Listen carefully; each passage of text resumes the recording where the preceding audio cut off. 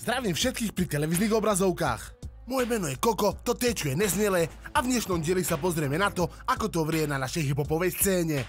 Pred pár týždňami sme vás informovali o tom, ako rapper Robo Pax Direction Records bol postrelený krátko na to, ako vyšiel z nahrávacieho štúdia. Pred pár dňami sa vrátil z nemocnice a krátko na to vydáva skladbu, v ktorej obviňuje zo streľby svojho kolegu, rapera z Progress Boy Records, Shimmyho Smolla.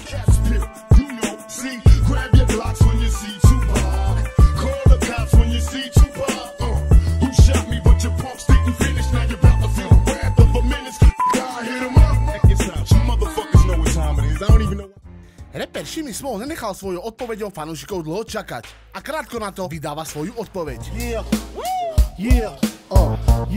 Who shot ya? Separate the weak from the ops.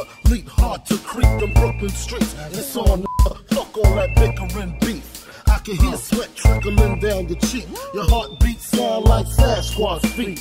Fanúšikovia oboch táborov na seba útočia. Na ulici vládne chaos a my len dúfame, že reperi situáciu ukludnia a celá vec nezajde do niečo horšieho, čo by obaja lutovali. To je z mojej strany všetko. Lúči sa s vami Koko a nezabúdajte, že to T-čko je nesmielé. Majte sa pekne a majte sa radi.